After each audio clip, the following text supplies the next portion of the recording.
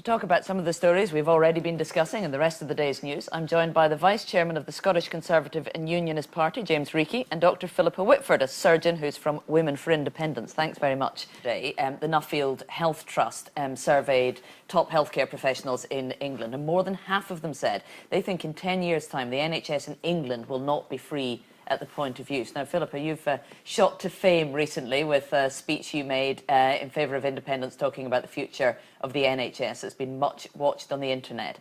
Would it make much difference to us in Scotland here if major changes were to happen in the NHS in England? It's already totally devolved, healthcare. I think it would make a big difference. I mean, I think it represents the different philosophy that we have between the UK and Scotland, in that in the UK it has become that everything is for sale, and the NHS down south is being broken up and franchised off. The difference it makes to us, and particularly if people were paying at the point of going to see their GP, is that the Barnett formula gives us money in proportion to what is used by a public service. So if less of healthcare in England is provided through a public service and more through Virgin Health and Atos and these other companies, our health funding will shrivel. James, these aren't politicians, people with a political axe to grind who were surveyed in this trust. They're just people who are working in the health service, see day in, day out what's happening there, and they don't think it will be free at the point of use in 10 years' time. The NHS will be free at the point of use. There's no one who's saying that the NHS is not going to be free at the point of use in England and Wales. And there's absolutely no one either saying that the Barnett formula is going to be cut. It's just people from the Yes campaign who want to scare Scots, because the reality is, as you said, health's completely devolved. There's higher per head health spending in Scotland than there is in other parts of the UK, and that's because we've got the backing of UK taxpayers. Medical research benefits from being part of the UK disproportionately high in Scotland, so I think that really we can have the best of both worlds. The Scottish Parliament making decisions that we want and the backup of the rest of the UK. I'm afraid that isn't true. I mean, the Welsh Government have painted a target on the back of the Barnett formula.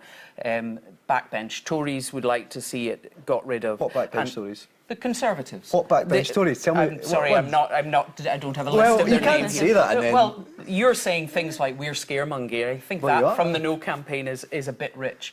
But the Barnett formula is set on what is spent publicly in NHS England, and if that shrivels, our budgeting goes down. Please let me speak. I listen to you. The extra money that we have spent in health here and where we don't have prescription charges is a choice of the Scottish Government to maintain a publicly delivered, publicly funded, united NHS. Which they can do with a devolved government. You don't need independence to do that. But we don't control the purse strings, and therefore over time the UK government can gradually shrink and shrink our budget. We saw it go down after 2007, and we would see it go down. George Osborne has already announced £25 billion worth of cuts. About 2 billion of that would come to Scotland. If the Barnett formula disappears completely, and there is a lot of discussion about that, that would take about another 4 billion. The NHS in Scotland is 12 billion. We couldn't absorb 7 billion worth of cuts in the next few years.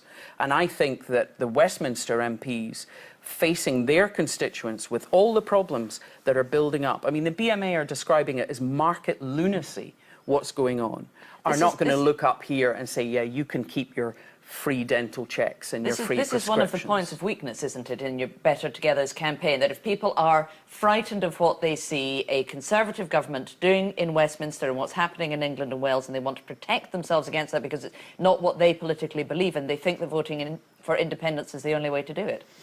Oh, no, because in Scotland, the Scottish Government has complete control over the vast majority of public services. Control, and the reality we don't control the money. When the Scottish Government, when you're in government, you make decisions based on your priorities. Okay. Yes, we have free prescriptions, yes, we have all those things, but we also have massive destruction of the college and housing budgets, and those are decisions that the Scottish Government have made. OK, all right. Thank you both very much for that.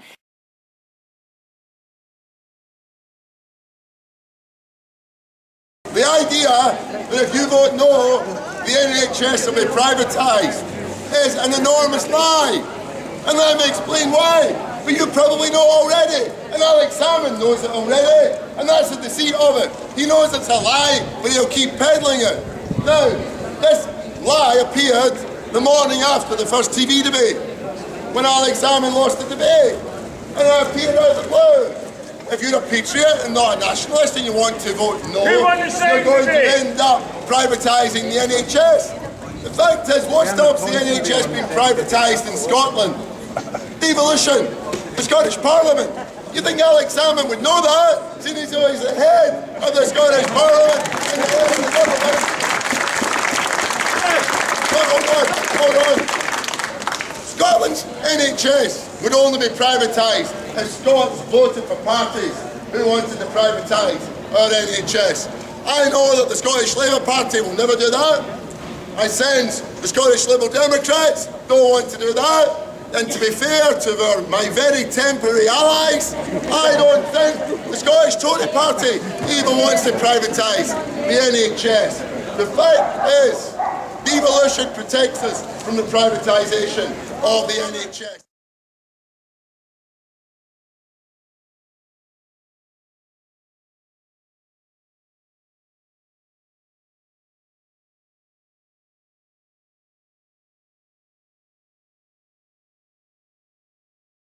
With just hours to go until the polls open, we now have the biggest story of the entire campaign.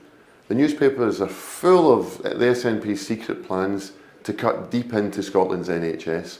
Almost £500 million of cuts.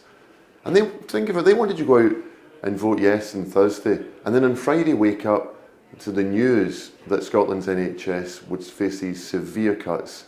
That's no way to conduct a campaign. What they've tried to do is scare people. Having failed to turn patriotic Scots into nationalist Scots, they're now trying to scare people into being yes voters. And all the time, they had this secret dossier they didn't want to share with us. It's taken a whistleblower in the NHS to tell the truth. Cuts of the equivalent of 15,000 nurses in Scotland. It's a cut double the size of the entire ambulance service budget in Scotland, and they didn't want you to know about it. What type of way is that to conduct a campaign and a referendum? So on Thursday, go out and vote to protect the NHS. Go out and say that we're proud of the great civilising force of the NHS that we built together across the United Kingdom. Go out and vote for security of NHS funding. Let's have no more of the SNP's quarter-baked ideas and hidden agendas and dossiers of cuts. And let's not take the enormous uncosted risk of a permanent journey into the unknown where NHS in Scotland would pay the price.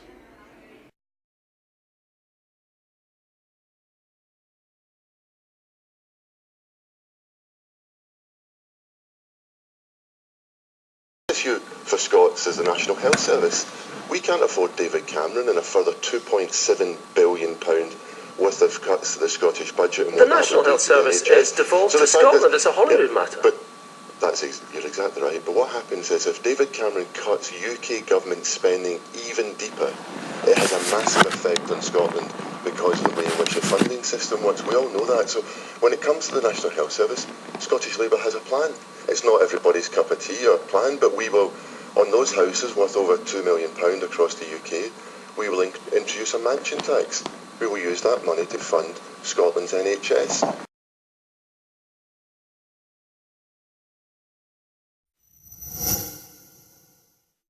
Well, joining me now is the Shadow Health Secretary, Andy Burnham.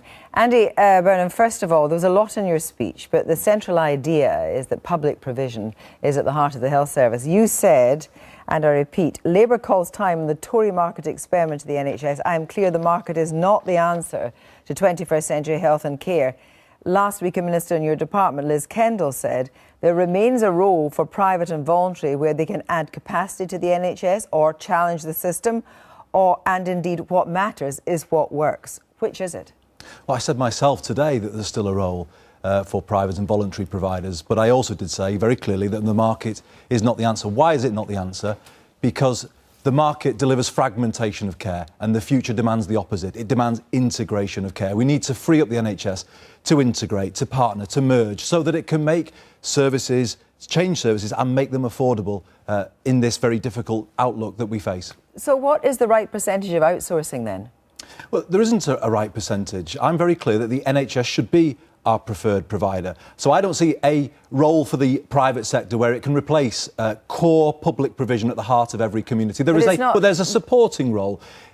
Where extra capacity is needed, as Liz Kendall said, to bring down waiting lists, that's where they can play a part. Let's be clear, you would like the NHS to do less outsourcing than they do now?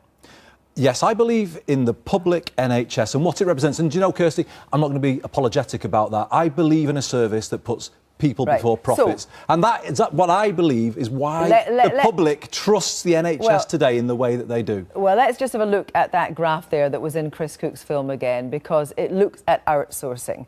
And what it says is that the vast majority of outsourcing that was done 4.4% in the last Labour government.